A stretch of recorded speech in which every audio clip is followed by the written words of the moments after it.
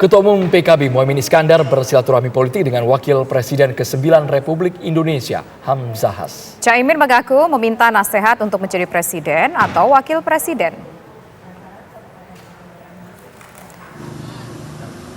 Ketua Umum Partai Kebangkitan Bangsa Muhaimin Iskandar menemui Wakil Presiden ke-9 Hamzahas. Pertemuan di rumah Hamzahas, Matraman, Jakarta Timur berlangsung tertutup. Caimin mengaku bersilaturahmi dan meminta nasihat dari Hamzahas yang berpengalaman menjadi wakil presiden. Wakil presiden ini banyak jasanya mendampingi para presiden yang harus terus kita hormati, terus harus-menerus memberikan penghargaan yang tinggi atas perjuangan para wakil presiden.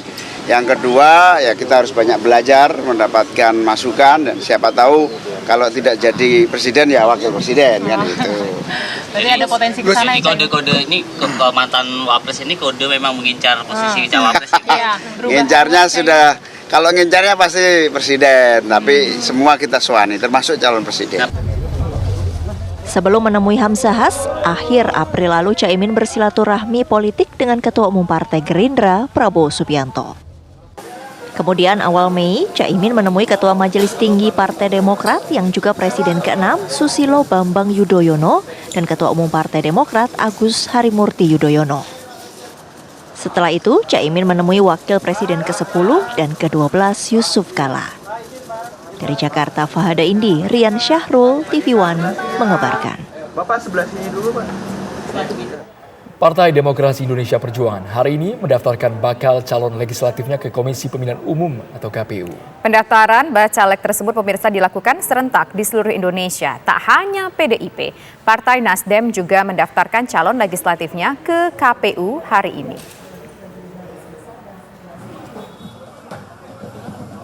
Partai Demokrasi Indonesia Perjuangan (PDIP) menyerahkan daftar calon anggota legislatifnya ke Komisi Pemilihan Umum KPU.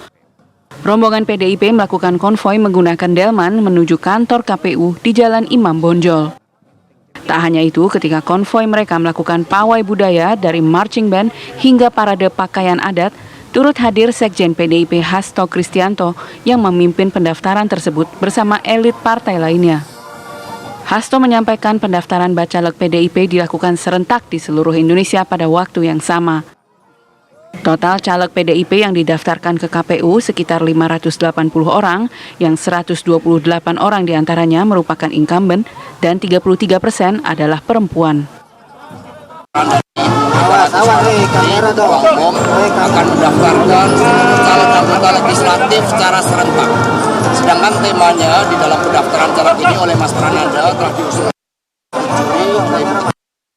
adalah kepalkan tangan persatuan untuk Indonesia Raya sesuai dengan nomor PD Perjuangan Banteng Moncong Putih nomor 3 metal. Karena itulah kami datang semuanya lengkap secara serentak di seluruh Indonesia. Selain itu, Partai Nasdem juga mendaftarkan calon anggota legislatifnya ke KPU hari ini. Ada sekitar 580 bacalek DPR RI yang didaftarkan dari Partai Nasdem. Partai Nasdem mendaftarkan bakal calon anggota legislatifnya ke KPU Kamis siang. Kedatangan Partai Nasdem diiringi dengan marching band dan rombongan ojek online dan ojek pangkalan. Rombongan DPP Nasdem dipimpin langsung Ketua Badan Pemenangan Pemilu Prananda Suryapaloh. Hadir juga pengurus DPP Partai Nasdem seperti Willy Aditya dan Saan Mustafa. Nasdem menargetkan memperoleh suara 2 besar di pemilu 2024 dan sebanyak 100 kursi. Nasdem juga seperti teman-teman sudah ketahui ingin merebut ataupun juga paling tidak menjadi 2 besar pada pemilu 2024 ke depan atau kurang lebih dengan target 100 kursi DPR RI.